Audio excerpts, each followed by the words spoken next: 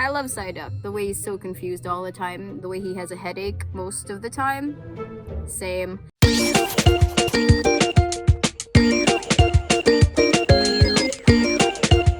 Hey guys, my name is Gabby Pasqua. I'm 25 years old and I am a voice actor.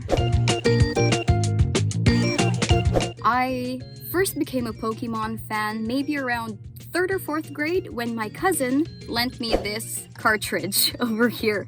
This is for the Game Boy Color and it had 19 games in one. I focused on Pokemon Yellow over here and I played that on my dad's old Game Boy. Yes, it's compatible. It worked. So that's what I was using for the longest time. Yeah, and that's how I started.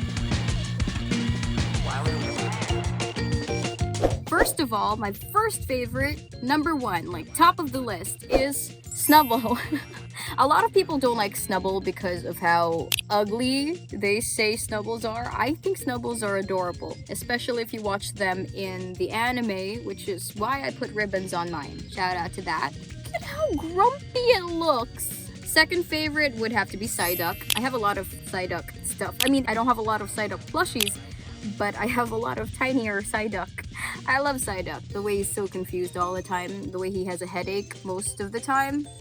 Same. And my third favorite, I don't have a lot of merch of this one, but Jigglypuff. I love Jigglypuff. I love how, she's just doing her thing. She has her microphone, puts people to sleep, and then draws on their faces. Mood. But here, just in case.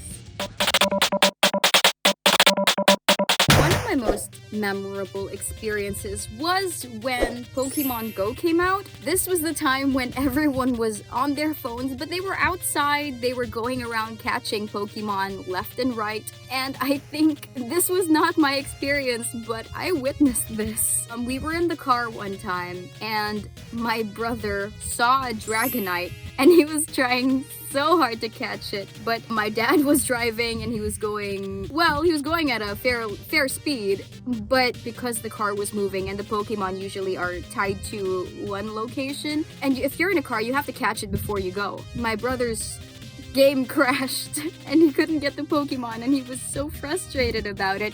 It was funny for us though. Another experience that I will not forget was when this was just last year, actually, in 2020, when I went to Singapore, my very first time out of the country, and in the Changi airport, they had a Pokemon center there, and it was the first time I had ever been to a Pokemon center. First time out of the country, first time in a Pokemon center. You can imagine my glee when I saw all that merch on the shelves. It's like shelves and shelves of Pokemon. Just wow. And I heard the tagline, gotta catch 'em all, and I really wanted to buy all of that if I had the money. Of course I didn't. I got maybe 2 or 3, maybe 4 items from the Pokemon Center, and I had to stop there because if I didn't, I probably would have gotten more and wouldn't have been able to enjoy the rest of my Singapore trip.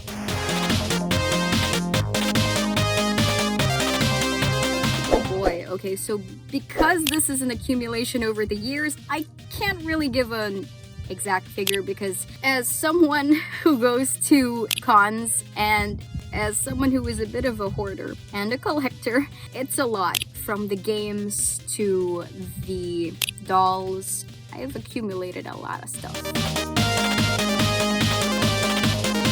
So this one is it's a hoodie. I got this, I thrifted this. I was surprised when I saw it upon doing a little research. It was a licensed collaboration. So it has an embroidered Jigglypuff over here, and on the sleeve, another Jigglypuff, and the Japanese name, Purin. So that's one. This is not in order, by the way. Number 2 would be my licensed Loungefly Snubbull bag. Now, I was really surprised when I got this because Snubbull, I don't usually see Snubbull merch. So the minute I saw this, I asked my aunt in the States to get it for me because it wasn't available here. I needed it.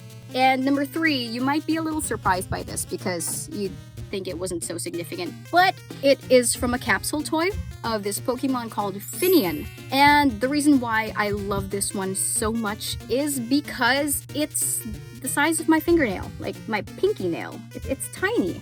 And I have not lost this, not once. I've had this for years, maybe over 10 years now.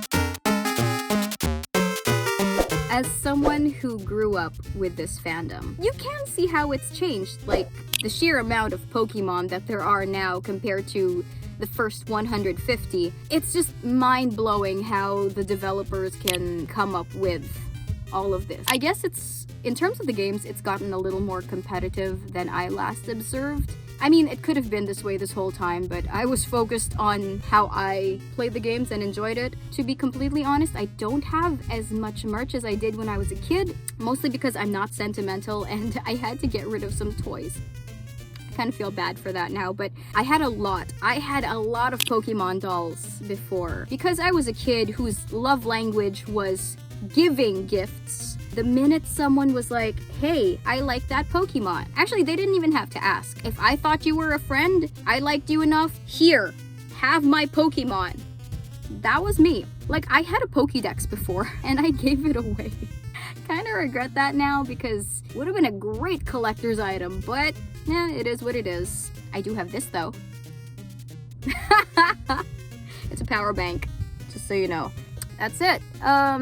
Definitely more events now, because I'm not so big on events. I wish I went to them, but yeah, it is what it is. I will take videos of dancing Pikachus and Eevees any day.